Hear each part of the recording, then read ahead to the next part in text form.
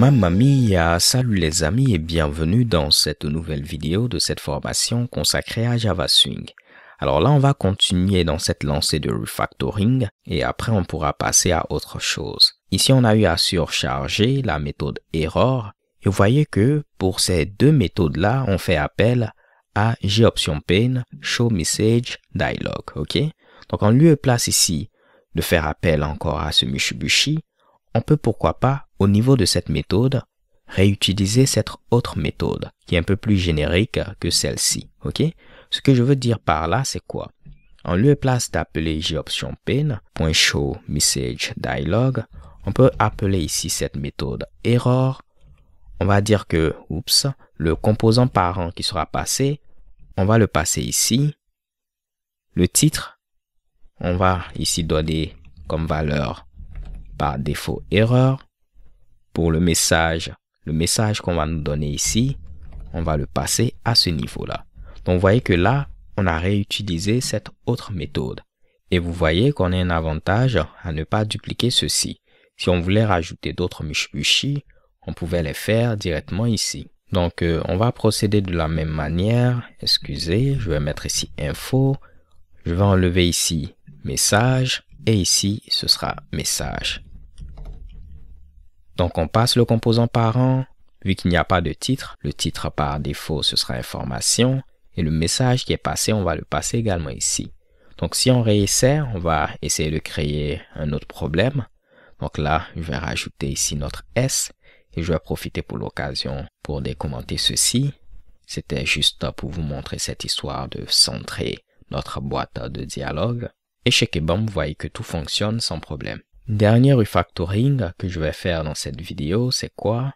Si on vient au niveau de mainframe, je vais tenter d'extraire toutes les informations qui sont en rapport avec ici les données pour obtenir notre URL ici de forecast. Donc pourquoi pas au niveau de utilities, je vais créer une autre classe que je vais appeler API.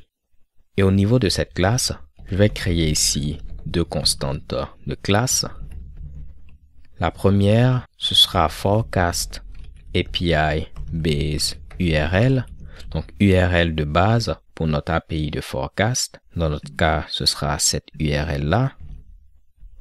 Parfait. Je vais créer une deuxième constante de classe qui sera également une chaîne de caractères que je vais appeler forecast API key qui sera notre clé d'API. Et notre clé d'API, c'était ce Mitsubishi là. Pour terminer, je vais créer une méthode statique qui va retourner une chaîne de caractères et qui va s'appeler getForecastURL. Et cette méthode va prendre en paramètre la latitude et la longitude qui vont servir à générer notre URL de forecast. Donc là, ce que je vais faire, c'est copier ce Mitsubishi là.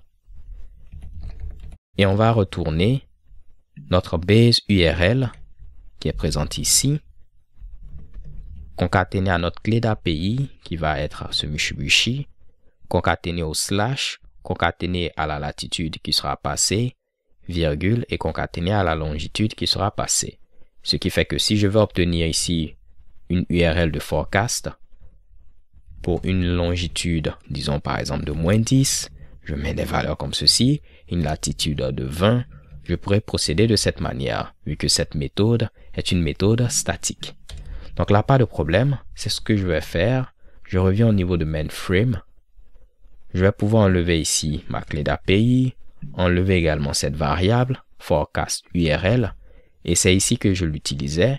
Donc je pourrais générer ici cette URL en utilisant notre méthode statique et en passant la latitude et la longitude qui auront été ici créées. Bien évidemment, vous pouvez copier ces valeurs et les mettre ici et ici, mais je préfère avoir ces variables pour que ce soit clair que le premier argument, c'est la latitude et le second argument, c'est la longitude. Mais libre à vous ici de copier ces Mitsubishi et les mettre directement si pour vous, ce sera ici clair. Maintenant, on peut tester pour voir si on n'a pas créé de problème. Je vais lancer à nouveau l'exécution de notre programme. Normalement, tout devrait fonctionner et vous voyez qu'on reçoit notre réponse sans problème. Alors les gars, je crois que c'est bon pour les refactoring. On va passer à autre chose dans la vidéo suivante. D'ici là, portez-vous bien, stay tuned and take care. Peace.